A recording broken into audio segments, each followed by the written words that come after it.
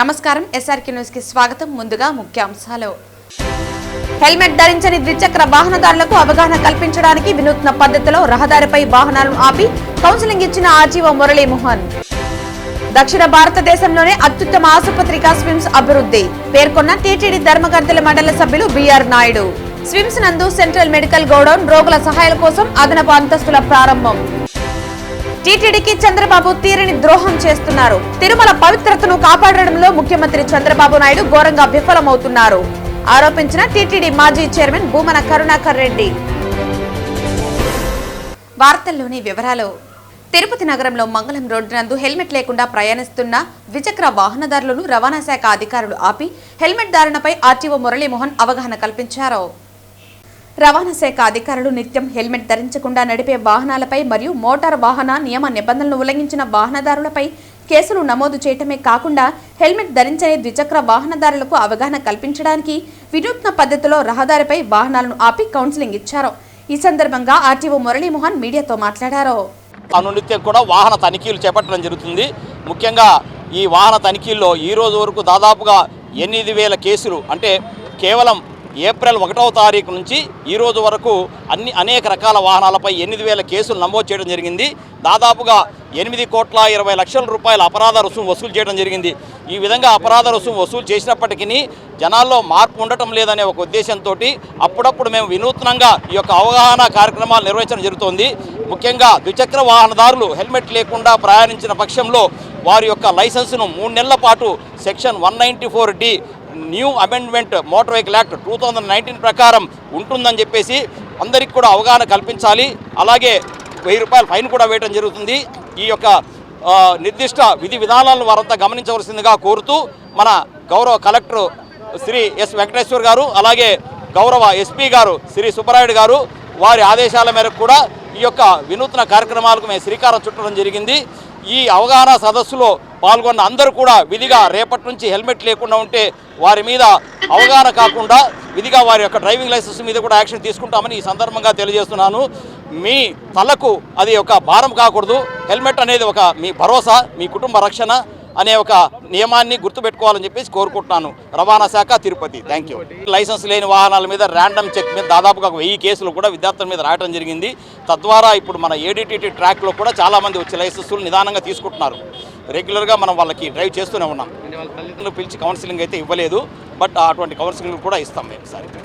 రాష్ట్ర ముఖ్యమంత్రి నారా చంద్రబాబు నాయుడు ఆదేశాల మేరకు వెంకటేశ్వర వైద్య విజ్ఞాన సంస్థ స్విమ్స్ ను దక్షిణ భారతదేశంలోని అత్యుత్తమ ఆసుపత్రిగా అభివృద్ధి చేస్తున్నామని టీటీడీ ధర్మకర్తల మండలి అధ్యక్షులు బిఆర్ నాయుడు వెల్లడించారు.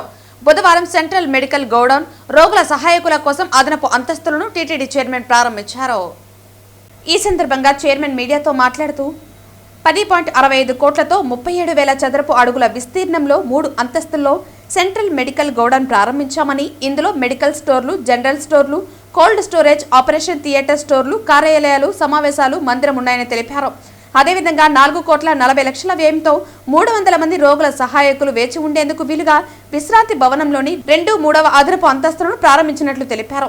స్విమ్స్ సంచాలకులు మరియు ఉపకులపతి డాక్టర్ ఆర్వి కుమార్ మాట్లాడుతూ, రాష్ట్ర ముఖ్యమంత్రి నారా చంద్రబాబు నాయుడు ఆదేశాల మేరకు టీటీడీ చైర్మన్ ఆధ్వర్యంలో స్విమ్స్ లో పలు భవనాల నిర్మాణ పనులు చేపట్టామన్నారు.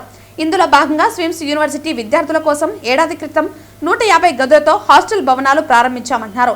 2వ దశలో సెంట్రల్ మెడికల్ గోడౌన్ రోగుల సహాయకుల కోసం అదనపు అంతస్తులను ప్రారంభించామని, అతి త్వరలోనే టీటీడీ సహకారంతో స్టాఫ్ క్వార్టర్స్, సెంట్రల్ కిచెన్, 350 అదనపు పడకలు, 5 ఆపరేషన్ థియేటర్లు, 5 ఐసీయూలతో అడ్వాన్స్ క్యాన్సర్ కేర్ సెంటర్ భవనాలను అందుబాటులోకి తీసుకువస్తామని వెల్లడించారు. ఈ కార్యక్రమంలో టీటీడీ బోర్డు సభ్యులు సదాశివరావు, శాంతారాం, నరేష్ కుమార్, ఇతర నాయకులు, టీటీడీ స్విమ్స్ ఉన్నత అధికారులు, సిబ్బంది పాల్గొన్నారు. ఈరోజు ఈ స్విమ్స్లో సెంట్రల్ మెడికల్ స్టోర్ అనేటువంటిది ఒక విభాగాన్ని మనం ఈరోజు ప్రారంభించాం. అందులో 3 విభాగాలు ఉంటాయి. ఒకటి medical store, general store and surgical store and operation theatre కావాల్సినటువంటి ఏదైతే ఎక్విప్మెంట్ ఉందో అవన్నీ కూడా స్టోర్లో పెట్టుకోవడానికి వీలుంటుంది. దీనికి సుమారు 10,65,00,000 రూపాయలు ఖర్చు చేయడం జరిగింది. దీనికి అదనంగా ఇక్కడ ఉన్నటువంటి బిల్డింగ్ ఏదైతే ఉందో అది 4,40,00,000 ఖర్చు పెట్టి, అది కూడా రోగులు వస్తే వాళ్ళ వెనక వాళ్ళతో కూడా వచ్చేటువంటి అటెండర్స్ ఎవరైతే ఉంటారో సహాయకులు, వాళ్ళు పడుకోవటానికి సౌకర్యంగా ఉంటుందనే ఉద్దేశంతో ఆ బిల్డింగ్ కూడా కట్టడం జరిగింది. దానికి అటెండర్స్కి అందరికి కూడా ఇక్కడ భోజన సదుపాయాలు 2 పూట్ల భోజనం పెట్టడం జరుగుతూ ఉంది. కాబట్టి ముఖ్యమంత్రి గారు చాలాసార్లు రివ్యూ మీటింగ్స్లో క్లియర్గా చెప్పడం జరిగింది, మీరంతా కలిసి సిమ్స్ హాస్పిటల్ని డెవలప్ చేయాలి, అదొక అద్భుతమైనటువంటి సంస్థ, ఆంధ్రప్రదేశ్లో మొట్టమొదటి సంస్థగా ఏర్పడాలి ఆయన ఆశాభావం. ఆయన ఇచ్చినటువంటి ఆదేశాలకు అనుగుణంగానే మేమంతా కూడా ఈరోజు ఈ కార్యక్రమాలన్నీ కూడా త్వరితగతిన పూర్తి చేయాలనే ఉద్దేశంతో మా బోర్డు సభ్యులందరూ కూడా ఏకగ్రీవంగా తీర్మానించడం జరిగింది. తిరుమల పవిత్రతను కాపాడడంలో ముఖ్యమంత్రి చంద్రబాబు నాయుడు ఘోరంగా విఫలమవుతున్నారని వైఎస్ఆర్సీపీ నేత టీటీడీ మాజీ చైర్మన్ భూమన కరుణాకర్ రెడ్డి అన్నారు. ఇప్పుడు ఏకంగా దేవుడి భూములను ప్రైవేట్ వ్యక్తులకు కట్టబెడుతూ తీరని ద్రోహం చేస్తున్నారని భూమన మండిపడ్డారు. బుధవారం తన నివాసంలో భూమన మీడియాతో మాట్లాడుతూ టీటీడీకి చంద్రబాబు తీరని ద్రోహం చేస్తున్నారని, దేవస్థానం భూములను ప్రైవేటు వ్యక్తులకు కట్టబెడుతున్నారని అన్నారు. అలిపిరి సమీపంలో అత్యంత విలువైన భూములని ఇచ్చేస్తున్నారని అన్నారు. ఎకరా 26,52,00,000 ఖరీదైన భూములని కట్టబెడుతున్నారని అన్నారు. 460 కోట్ల విలువైన భూమిని ఓబెరాన్కి ఇచ్చేస్తున్నారని అన్నారు. బహిరంగ మార్కెట్లో 3,000 కోట్ల విలువైన భూమి ఇది అని పేర్కొన్నారు.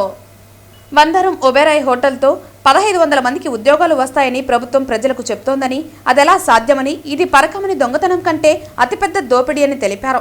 దీనివల్ల టీటీడీకి వచ్చిన లాభం ఏమిటని ప్రశ్నించారు. దివంగత ముఖ్యమంత్రి వైఎస్ రాజశేఖర్ రెడ్డి ఆనాడు తీసుకువచ్చిన 7 కొండల పరిధిలోని ఈ భూములు ఉన్నాయని, ఎకో సెన్సిటివ్ జోన్ పరిధిలో ఈ భూమి ఉందని అన్నారు. అలిపిరి వద్ద అనుమతులు లేకుండా అక్కడ పనులు ఎలా జరుగుతున్నాయని ప్రశ్నించారు. స్వామీజీలు ఇప్పటికైనా మౌనం వీడాలని, కూటమి ప్రభుత్వ నిర్ణయంపై పోరాటం చేయాలని అన్నారు. ప్రత్యేక అగ్రిమెంట్ వెనుక పెద్ద ఎత్తున అవినీతి దాగి ఉందని, రాష్ట్ర ప్రభుత్వం ఘోరాతి తప్పిదాలు చేశారని అన్నారు. డిప్యూటీ సీఎం పవన్ కళ్యాణ్ వెంటనే స్పందించాలని భూమన డిమాండ్ చేశారు. పాత రెంట్నే అసలు ఇంత విలువైనటువంటి స్థలానికి ఎలా ఫిక్స్ చేస్తారు? పాత రెంటు 90 లక్షల ఎకరా, ఈరోజు ఇది 26 కోట్లు దాదాపుగా. దానికి దీనికి ఒకే రెంట్ ఎట్లిస్తారండి? ఏం మీకున్నటువంటి ప్రత్యేకమైనటువంటి ప్రేమ? ఈ ప్రత్యేకమైనటువంటి ప్రేమ వెనుక కావలసినంత అవినీతి ఏమైనా దాగి ఉన్నదా? ప్రభుత్వ విలువ ప్రకారమే 460 కోట్ల రూపాయల విలువ చేసేటువంటిది, బహిరంగ మార్కెట్లో 3,000 కోట్ల రూపాయలు విలువ చేసేటువంటి స్థలాన్ని రెవెన్యూ ల్యాండ్ 100 ఎకరాలు ఉన్నా కూడా ఇలా ఇవ్వటం వెనుక, ఇన్ని మాఫీలు చేసి ఇవ్వటం వెనుక పెద్ద ఎత్తున అవినీతి దాగి ఉన్న మాట నిజం కాదా? దీనికి సమాధానం చెప్పాల్సినటువంటి బాధ్యత ఈ రాష్ట్ర ప్రభుత్వం మీద ఉన్నది. ఈ రాష్ట్ర ప్రభుత్వం ఘోరాతి ఘోరమైనటువంటి తప్పిదం చేసింది. తమిళనాడులో ఒక ధ్వజస్తంభానికి సంబంధించి అన్ని మాటలు మాట్లాడినటువంటి సనాతన ధర్మ పరిరక్షకుడైనటువంటి పవన్ కళ్యాణ్ గారు, మీరు ఇక్కడ వచ్చి చీపురు కట్టతో మొత్తం మెట్లన్నీ కూడా కడిగినారే, మరి ఇన్ని వేల కోట్ల రూపాయల విలువ చేసేటువంటి స్థలాన్ని మీ ప్రభుత్వం, మీ నాయకుడు చంద్రబాబు నాయుడు గారు ఈ రకంగా ఒక ప్రైవేట్ హోటల్కి ఇస్తూ ఉంటే మారు కూడా మీరు పలకకపోవటం తప్పు కాదా? నేరం కాదా? మీకు తెలిసే జరుగుతుందా? అందులోనూ కూడా టూరిజం మంత్రి, జనసేనకు సంబంధించినటువంటి వ్యక్తి కందుల దుర్గేష్ గారు దీనికి సంబంధించినటువంటి మంత్రి. మీకు తెలియకుండా ఉండేటువంటి అవకాశమే లేదు. టూరిజం తీసుకునేదానికి ఎక్కడైనా తీసుకోవచ్చు కదా ల్యాండ్. మీరెందుకు అబ్జెక్ట్ చేయాలా? వెంకటేశ్వర స్వామి ల్యాండ్ మాకొద్దు, ఇది తప్పు, ఇది నేరము, ఇది పాపము, కనుక మాకు ఆ పొలం వద్దు, అక్కడ హోటల్ రాకపోయినా పర్వాలేదు అని మీరెందుకు చెప్పలేదు పవన్ కళ్యాణ్ గారు? మీరంతా కుమ్మక్కైనారు కాబట్టి. అందరూ కుమ్మక్కై వెంకటేశ్వర స్వామి విలువైనటువంటి స్థలాన్ని ఈ రోజున ప్రైవేటు సంస్థలకు అప్పనంగా అప్పగించినారు. దీనిని తీవ్రంగా వ్యతిరేకించాల్సినటువంటి బాధ్యత ప్రతి హిందువు మీద ఉంది అని తెలియజేస్తున్నాను. పిసిసి అధ్యక్షురాలు వైఎస్ షర్మిలారెడ్డి జన్మదిన వేడుకలను తిరుపతి నగర కాంగ్రెస్ పార్టీ అధ్యక్షులు గౌడపేరు చిట్టిబాబు ఆధ్వర్యంలో బుధవారం ఘనంగా నిర్వహించారు. తిమ్మినాడు పాలెంలోని మన తెలుగు తల్లి వృద్ధాశ్రమంలో కేక్ కట్ చేసి పిసిసి అధ్యక్షురాలికి ఘనంగా జన్మదిన శుభాకాంక్షలు తెలిపారు. వృద్ధ ఆశ్రమంలో వారికి పండ్లు బిస్కెట్లతో పాటు మధ్యాహ్నం అన్నదానం చేశారు. ఈ సందర్భంగా తిరుపతి నగర అధ్యక్షులు గౌడపేరు చిట్టిబాబు మాట్లాడుతూ మాజీ ముఖ్యమంత్రి స్వర్గీయ వైఎస్ రాజశేఖర రెడ్డి కుమార్తె వైఎస్ షర్మిలారెడ్డి తన తండ్రి ఆశయ సాధన కోసం కృషి చేస్తున్నారని చెప్పారు. రాష్ట్రంలో కాంగ్రెస్ పార్టీని బలోపేతం చేయడానికి ప్రణాళికాబద్ధంగా ముందుకు వెళ్తున్నారని అన్నారు. ఒక మహిళగా పిసిసి అధ్యక్షురాలిగా వైఎస్ షర్మిలారెడ్డి నిబద్ధతతో దృఢ నిశ్చయంతో రాష్ట్రంలో కాంగ్రెస్ పార్టీ అధికారంలోకి రావడానికి చేస్తున్న కృషికి ఆ దేవుదేవుని ఆశీస్సులు ఉండాలని ఆకాంక్షిస్తూ జన్మదిన శుభాకాంక్షలు తెలియజేశారు. పిసిసి ప్రధాన కార్యదర్శి తమకం వెంకట నరసింహులు మాట్లాడుతూ పిసిసి అధ్యక్షురాలిగా వైఎస్ షర్మిలారెడ్డి ఎంతో బాధ్యతగా వ్యవహరిస్తున్నారని, కూటమి ప్రభుత్వ ప్రజా వ్యతిరేక విధానాలపై ప్రజలను చైతన్యం చేస్తున్నారని తెలిపారు. ప్రజా సంక్షేమం కోసం ఆమె చేస్తున్న పోరాటానికి కలియుగ ప్రత్యక్ష దైవం శ్రీ వెంకటేశ్వరుని ఆశీస్సులు ఉండాలని ఆకాంక్షించారు. ఎన్ఎస్యుఐ జిల్లా అధ్యక్షులు శివబాలాజీ, తిరుపతి నగర కాంగ్రెస్ పార్టీ ప్రధాన కార్యదర్శి కృష్ణమూర్తి మాట్లాడుతూ పిసిసి అధ్యక్షురాలు వైఎస్ షర్మిలారెడ్డి ఆయుర ఆరోగ్యాలతో ఉండాలని, ప్రజా వ్యతిరేక విధానాలపై ఆమె చేస్తున్న పోరాటం విజయవంతం కావాలని, రాష్ట్రంలో కాంగ్రెస్ పార్టీ అధికారంలోకి రావాలని ఆకాంక్షించారు.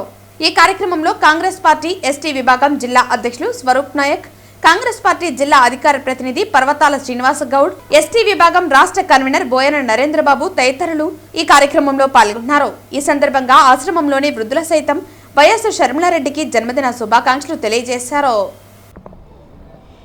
ఆ మహానేత వైఎస్ రాజశేఖర రెడ్డి గారి ముద్దుల బిడ్డ అయినటువంటి వైఎస్ షర్మిలారెడ్డి గారికి ఈరోజు పుట్టినరోజు శుభాకాంక్షలు. ఆమెకు ఇట్లాంటి పుట్టినరోజులు మరెన్నో జరుపుకోవాలని, ఆ వెంకటేశ్వర స్వామి ఆశీస్సులు మెండుగా ఉండాలని కాంగ్రెస్ పార్టీ, తిరుపతి కాంగ్రెస్ పార్టీ తరఫున మేము ఘనంగా కోరుకుంటున్నాము. ఈరోజు మన తెలుగు తల్లి వృద్ధాశ్రమంలో ఆమె పుట్టినరోజు సందర్భంగా కేకులు కట్ చేసి ఫ్రూట్స్, బిస్కెట్స్ ఇవ్వటమే కాకుండా వాళ్ళకి అన్నదాన కార్యక్రమం కూడా నిర్వహించడం జరుగుతుంది. శర్మిలమ్మ గారు ఈరోజు కాంగ్రెస్ పార్టీ కోసం అహర్నాశలు కష్టపడుతున్నారు. ఈరోజు కాంగ్రెస్ పార్టీని అధికారంలో తేవటానికి ఆమె ఎంతో కృషి చేస్తున్నారు. ఇలాంటి పుట్టినరోజులు మరెన్నో జరుపుకోవాలని కాంగ్రెస్ పార్టీ తరఫున, తిరుపతి కాంగ్రెస్ పార్టీ తరఫున మేము ఘనంగా జరుపుకుంటున్నాం. జై కాంగ్రెస్. జై కాంగ్రెస్. తిరుపతి జిల్లా తిరుపతి కమిటీ ఆధ్వర్యంలో రాష్ట్ర అధ్యక్షురాలు షర్మిలమ్మ గారి పుట్టినరోజు సందర్భంగా ఈడ అన్నదాన కార్యక్రమాలు, వాళ్ళ కేక్ కట్ చేయడం ఇవన్నీ జరిగినది. షర్మిలమ్మ ఈరోజు మేము మరొక రాజశేఖర రెడ్డిని చూస్తున్నాం. షర్మిలమ్మలో ఆమె ఈ రాష్ట్రానికి పేదలు, బడుగు వర్గాలకు అందరికి కూడా న్యాయం చేస్తూ ఉన్నత స్థాయిలో తీసుకెళ్తుందని ఈ కాంగ్రెస్ పార్టీ రాబోయే రోజుల్లో ఆమె ఆధ్వర్యంలో ఈ ఉన్నత స్థాయికి తీసి ఆమె రాబోయే రోజుల్లో సీఎం కూడా అయ్యే అవకాశాలు ఉన్నాయని మేమందరం కూడా ఆశిస్తున్నాం. ఆమెకి పుట్టినరోజు ఘనంగా శుభాకాంక్షలు.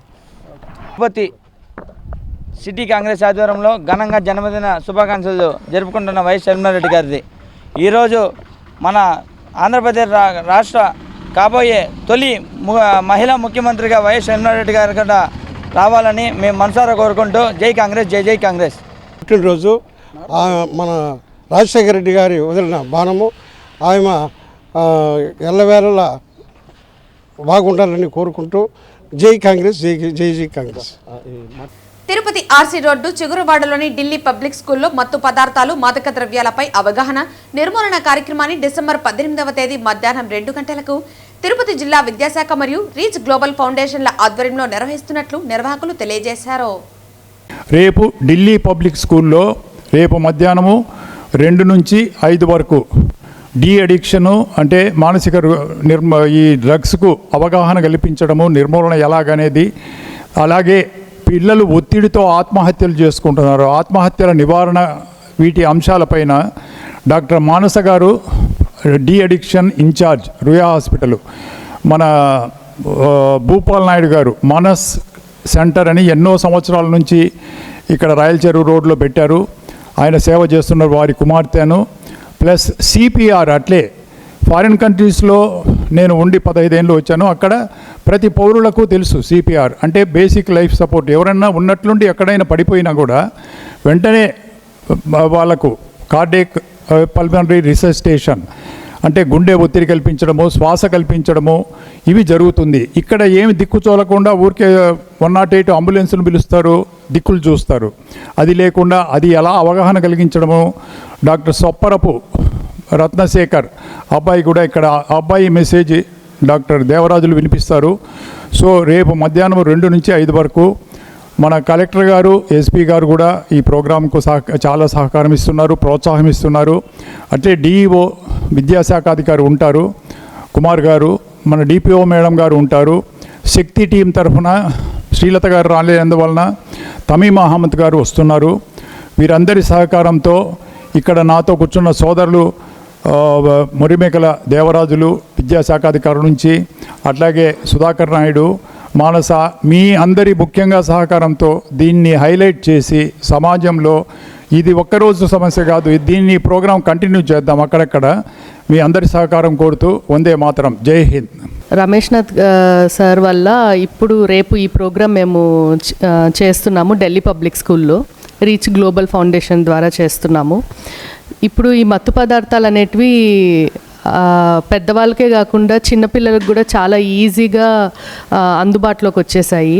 స్కూల్స్ దగ్గర కానివ్వండి, కాలేజెస్ దగ్గర కానివ్వండి అని ఎంత ఈజీగా వచ్చేసాయంటే వాళ్ళ ఫస్ట్ యూజ్ అంటే వాళ్ళు మొదలుపెట్టే వయసే 10 లేదా 11 సంవత్సరాల నుంచే స్టార్ట్ అయిపోతుంది.